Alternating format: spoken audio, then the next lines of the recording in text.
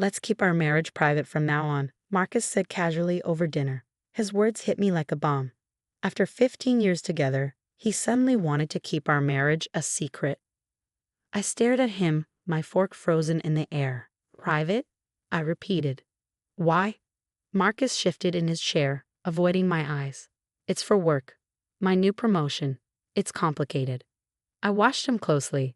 His fingers tapped nervously on the table. He had been acting strange lately, working late, glued to his phone, suddenly obsessed with the gym. I had ignored the signs, but now I couldn't anymore. Of course, I said softly. He sighed in relief, thinking I believed him. That night, while he was in the shower, his phone buzzed. I wasn't the type to check his messages, but something felt off. A preview flashed on the screen. Can't wait for next week, baby. Found the perfect dress for our ceremony. My stomach dropped. My hand steady. I picked up the phone and unlocked it. Message after message filled the screen.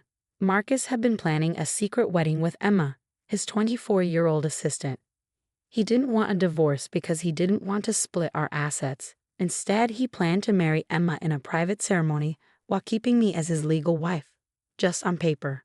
I put the phone back exactly as I found it.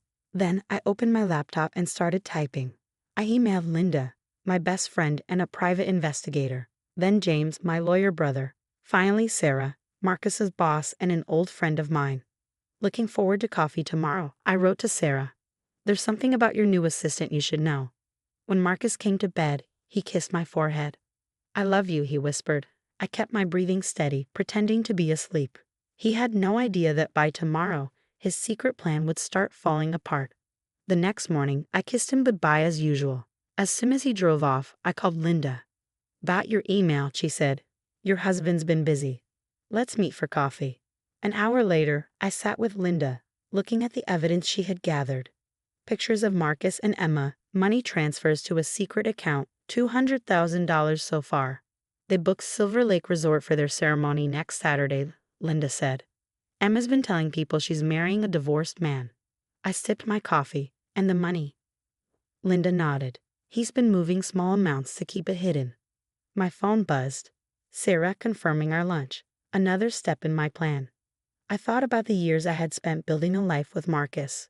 While I was planning our future, he was planning his escape. But he made one big mistake. He underestimated me. As I drove to meet Sarah, my phone buzzed again. A message from Marcus. Working late tonight. Don't wait up. I smiled and replied, of course, honey, take all the time you need. He had no idea his plan was already crumbling. I grabbed my folder of evidence and walked into the building, ready to take back control of my life. Sarah's face darkened as she looked through the photos and messages I'd brought. I knew something was off about their dynamic, she said, setting down her coffee. Emma's been pushing for a promotion, and Marcus has been supporting it aggressively. Now I understand why. I watched my friend process the information, her expression shifting from shock to anger. As chief operating officer, Sarah had been the one to promote Marcus to department head last year. She trusted him, mentored him. The ceremony is next Saturday, she asked, her voice tight. I nodded. At Silver Lake Resort, they're telling everyone he's divorced. Sarah picked up her phone, typing quickly. Not anymore. I just canceled their venue reservation. Being COO has its perks. Silver Lake Resort is one of our corporate partners. But that was just the beginning. Over lunch, Sarah revealed more about Marcus's recent business dealings. He'd been pushing for complete control over the department's budget, unusual for his position. Now we knew why. He'd been planning to access more funds. I'm launching a formal investigation into his financial decisions, Sarah said. And Emma, well, let's just say her position is under review. Back at home, I maintained my routine. When Marcus called to say he'd be missing dinner again, I responded with understanding. Don't work too hard, honey, I said sweetly, while simultaneously emailing his financial records to my brother James. The next morning, my phone rang early. It was James, his voice urgent. Liv, you need to see this. Those transfers Marcus has been making, they're not just going to a private account. He's been investing in properties under Emma's name. My hands clenched around the phone. Using our money. Your money, James corrected. Most of the transfers came from the account linked to your photography studio. He's been systematically moving your business profits. I closed my eyes, feeling a cold anger settle in my chest. The photography studio was my life's work, built from years of dedication and sacrifice. Marcus had been dipping into it to build a nest egg with his girlfriend. "What do you need from me?" James asked. "Everything," I replied. "Every document, every transfer, every property purchase. I want it all traced and documented." The next few days passed in a blur of calculated moves. While Marcus thought I was working at my studio, I was actually setting up meetings with financial advisors and lawyers. Linda kept tracking their movements, providing regular updates about their scrambling attempts to salvage their ceremony plans. "They've tried booking 3 other venues," she reported. "Each one mysteriously canceled. Emma's getting frustrated. She keeps posting angry messages about people interfering with true love." I almost felt sorry for her. Almost, but then I remembered the messages, the way they laughed about deceiving me, planning to reduce my marriage to nothing but paperwork while they lived their perfect life using my money. Thursday evening, Marcus came home looking stressed. The ceremony was supposed to be in 2 days, and nothing was going as planned. I watched him pick at his dinner, dark circles under his eyes. "Rough day?" I asked innocently. He ran a hand through his hair. "Just work stuff, nothing for you to worry about." "Of course not," I smiled. "Oh, by the way, Sarah called earlier. She mentioned something about a department audit." Marcus's fork clattered against his plate. "Sarah called you? What? What did she say?" "Not much," I shrugged. "Just checking in. We're having lunch tomorrow, actually. It's been too long since we caught up." The color drained from his face. I continued eating calmly, watching him try to maintain his composure. His phone kept buzzing. Probably Emma, panicking about their ruined plans. "I need to make a call," he muttered, rushing from the table. I could hear him in the other room, his voice urgent and hushed. "We need to postpone. No, listen to me. Everything's falling apart. I don't know how." While he was distracted, I forwarded Linda's latest report to Sarah and James. The evidence was overwhelming. Financial misconduct, misuse of company resources, unauthorized fund transfers.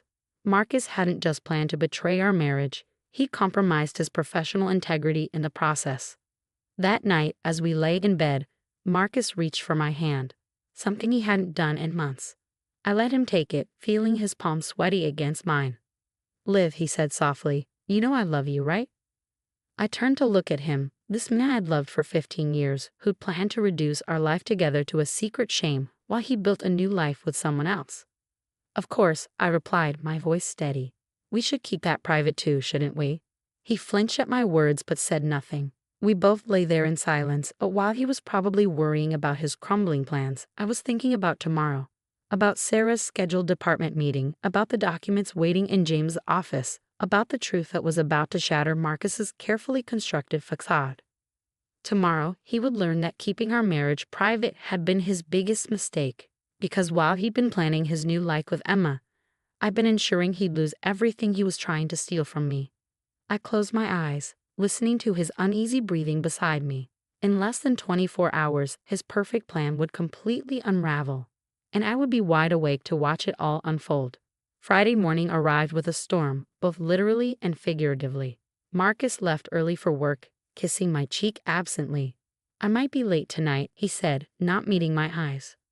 "Actually," I replied, grabbing my car keys, "I'm heading to the office too. Sarah invited me to sit in on the department meeting."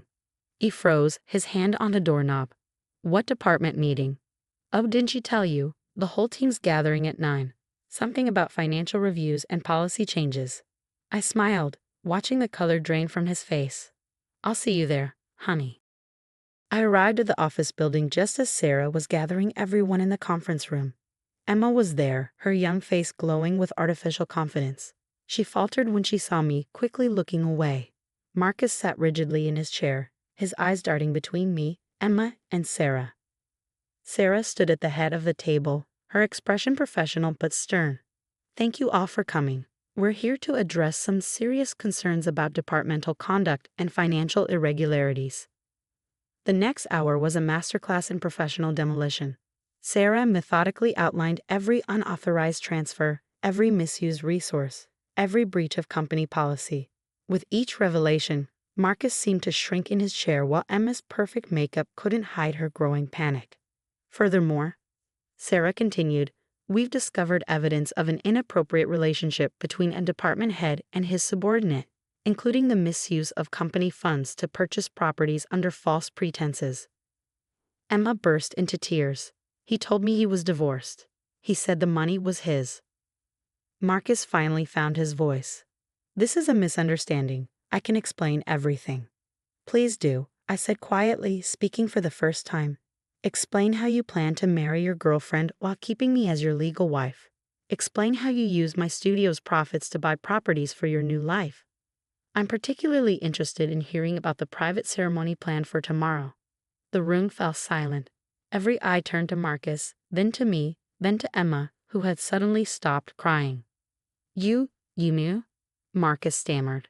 Of course I knew, I replied calmly. I've known since the moment you asked to keep our marriage private.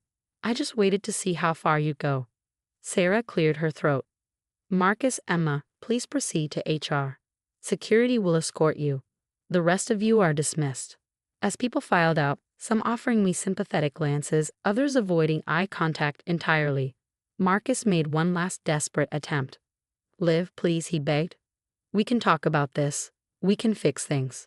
I stood up, smoothing my skirt. Fix things. Like how you plan to fix our marriage by making it a secret, or how you fixed my business accounts by emptying them. I was going to pay it back, he protested weakly. No need, I replied. The company's legal team has already frozen all the accounts and properties.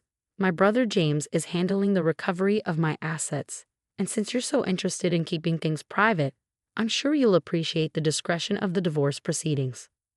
Emma, who had been quietly edging toward the door, suddenly turned back. You can't do this. We're in love. I looked at this young woman, barely older than an intern, who thought she could build her happiness on the ruins of my life. Love? You don't even know him, the real him, but you will now. Security arrived to escort them out. As they left, I heard Emma's voice rising hysterically in the hallway. What do you mean the properties aren't in my name? What about the money you promised? I sat alone in the conference room for a moment, letting the morning's events settle. Sarah returned, placing a gentle hand on my shoulder. You okay? I nodded, feeling lighter than I had in weeks. You know what's funny? He really thought he was being clever, keeping our marriage private while he built a new life. He never realized he was giving me exactly what I needed, time to protect myself. That evening, I returned to an empty house. Marcus's belongings would be collected later under supervision. I poured myself a glass of wine and sat in my favorite chair, the one with the perfect view of the garden I planted when we first moved in. My phone buzzed with a message from Linda. Emma's posting on social media again. Something about betrayal and true love being crushed by cruel manipulators. Want me to send screenshots? I replied with a simple no need and turned off my phone. The storm had passed, and in its wake, I found not devastation but clarity. Marcus had wanted to keep our marriage private, hidden away like a shameful secret. Instead, he hid in himself. His true nature, his dishonesty, his betrayal. 2 months later, my divorce was finalized with little fanfare. Marcus, facing company investigations and legal proceedings for financial misconduct, agreed to my terms without argument. Emma had long since disappeared, probably in search of another divorced man to rescue. I kept the house, my studio, and every penny he tried to steal. More importantly, I kept my dignity. Sometimes the best revenge isn't making a scene or fighting back loudly. It's quietly dismantling someone's perfect plan while they think you're in the dark. Marcus had wanted privacy. In the end, that's exactly what he got. The privacy to reflect on his choices alone.